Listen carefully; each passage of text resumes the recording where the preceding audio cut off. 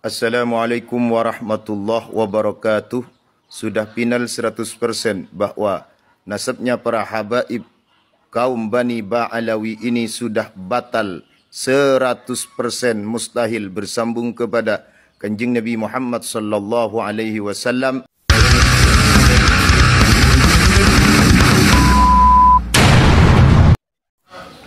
Assalamualaikum warahmatullahi wabarakatuh. Sudah final 100% bahwa nasabnya para habaib kaum Bani Ba'alawi ini sudah batal 100% mustahil bersambung kepada Kanjeng Nabi Muhammad sallallahu alaihi wasallam dengan 3 alasan yang tidak bisa dibantah. Yang pertama, melalui kajian kitab-kitab. Kalau nasabnya Ba'alawi ini dicantolkan kepada Sayyid Ahmad Al-Abah bin Isa bin Muhammad An-Nakib melalui nama Abdullah, maka sumbernya berarti adalah As-Suluk fi Tabaqatil Ulama wal Muluk karya Imam Al-Janadi. Perlu diketahui bahwa Imam Al-Janadi itu kitabnya ditemukan dengan 2 manuskrip. Manuskrip yang pertama ditemukan di Paris, di sana tidak ada Abdullahnya. Yang kedua ditemukan di Istanbul, Turki, namun tahunnya lebih muda daripada yang ada di Paris. Di sana ditemukan ada Abdullahnya, namun dimulai dari nasabnya Abil Hasan Ali sampai Abdullah terdapat buka kurung tutup kurung. Ini sudah ditahqiq oleh seorang pentahqiq yang bernama Muhammad bin Ali bin Al-Husain Al-Aqwa. Kalau terjadi buka kurung tutup kurung, kata kaedah ilmu nasab di Muqaddimat fi Ilmil Ansab halaman 49 dikatakan bahwasanya itu merupakan isyaratun ila annal isma qad rufi'ah min tariqin la yusaku bih. Nama itu diangkat ke permukaan, nasabnya diangkat melalui jalan yang tidak bisa dipertanggungjawabkan. Itu alasan yang kedua. Yang ketiga, kitab ini telah menyalahi kitab yang lebih tua, yang lebih valid karena sudah termasuk khattun nasabah, kitab nasabah, yaitu menyalahi Asy-Syajaratul Mubarakah yang telah menghasar anaknya Sayyid Ahmad Al-Abah 3 saja. Maka kalau memakai Al-Janadi melalui Abdullah, ini tidak bisa diamalkan untuk pengisbatan sebuah nasab. Begitu. Kevalidan tentang Asy-Syajaratul Mubarakah itu telah diterangkan oleh pentahqiqnya Mahdi Ar-Rajai, yaitu dikatakan bahwa itu asli tulisan daripada Imam Fakhruddin Ar-Razi.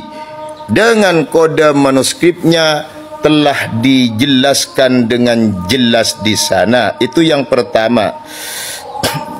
Yang kedua, telah dibuktikan kitab ini ada kesenambungannya dengan kitab yang lebih tua, yaitu Al-Muntaqilatut Talibiyah, yang di sana juga menyebutkan putranya Sayyid Ahmad Al-Abah hanya 3, Muhammad, Ali dan Al-Husain.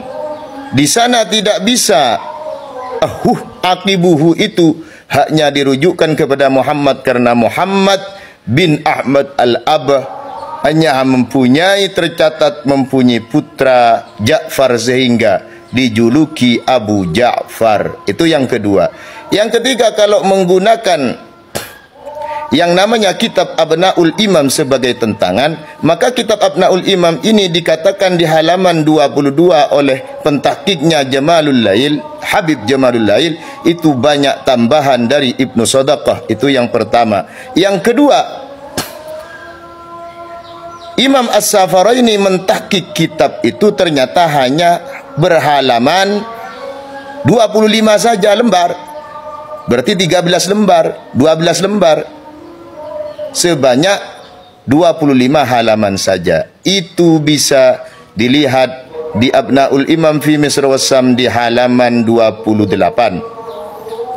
Yang ketiga, dikatakan oleh Kaedah Ilmu Nasab Al-Kafi Al-Muntakhab di halaman 106, 107 bahwa yang namanya Abnaul Imam ini termasuk bagian dari masadir manhulah, sumber-sumber yang palsu, dan masadir yang mustabihah, sumber-sumber yang ada keserupaan karena sudah bercampur antara nassun nasabah dan nassul muhakkiknya, sehingga kata ulama nasab itu tidak dikatakan mautsuqin bihi. Maka tidak ada yang namanya kevalitan Asyaratul Mubarakah, tidak bisa dibantah lagi dengan apapun. Terus kalau menggunakan Ubaidillah atau Ubaid dengan melalui nasab mereka kepada Sayyid Ahmad Al-Abah bin Isa bin Muhammad An-Nakib, maka sumbernya adalah Al-Burqatul Musyikoh, sebagaimana telah dikatakan oleh Syekh Ahmad bin Abdul Karim Al-Hashawi di dalam kitabnya Tasbitul Fuad halaman 1560, bahwa sumber nasab mereka yang pertama kali adalah Al-Burqatul Musyikoh. Ternyata setelah dicek di sana, Al-Burqatul Musyikoh nama kakeknya adalah Ubaid, lalu ditaswir menjadi Ubaidillah, dan sumber mangkulnya adalah Tarikhul Janadi. Setelah dicari di Tarikhul Janadi, ternyata Abdullah tidak pernah bernama lain Ubaidillah, apalagi Ubaid. Bahkan Hadid atau Jadid tidak pernah punya saudara yang namanya Alawi atau Basri. Ya. Maka kata kaedah ilmu nasab itu dinamakan adraj. Apa itu adraj? Data-data, memasukkan data-data palsu, yaitu antuzada nuqtatun au tuhdhafah au yuzada ismun, menambah titik, atau mengurangi titik, menambah nama, itu namanya dokumen-dokumen palsu, masuk kepada manhulun nasab, nasab-nasab yang palsu. Oleh sebab itu diterangkan di Muqaddimat fi Ilmi Nasab halaman 66. Karena sudah diketahui peletaknya di halaman 85 diterangkan, idza urifal wadi wa urifat illatul wad'il jarihah intafal istidlal. Apabila sudah diketahui peletaknya dan sudah terdapat peletaknya itu illat jarihah, yaitu berupa adraj, mukhalafah lil usul dan banyak sekali, intafal istidlal, sudah tidak bisa dibuat dalil lagi. Maka kitab-kitab setelah itu yang menerangkan nasabnya Ba'alawi berarti rujukannya kepada Tarikhul Janadi kalau pakai Abdullah, kalau pakai Ubaidillah rujukannya kepada Al-Burqatul Musyikoh. Yang keduanya ini tidak bisa diamalkan untuk pengisbatan sebuah nasab karena tidak valid. Oleh sebab itu 100% nasabnya Ba'alawi, para habaib ini tidak bersambung kepada Kanjeng Nabi Muhammad SAW, merupakan nasab palsu yang disambungkan kepada Kanjeng Rasul Muhammad sallallahu alaihi wasallam. Itu yang pertama. Yang kedua, ternyata makamnya yang dicantakan Ahmad Al-Muhajir baru ditemukan di abad 10, yang katanya hijrah di abad 3 sampai abad 4. Padahal di dokumen mereka dan dokumen-dokumen yang lain, hijrahnya bersama Muhammad bin Sulaiman. Kalau bersama Muhammad bin Sulaiman berarti hijrahnya Ahmad Al-Muhajir ini di abad 6, berarti bukan putranya Sayyid Ahmad Al-Abah. Oleh sebab itu siapapun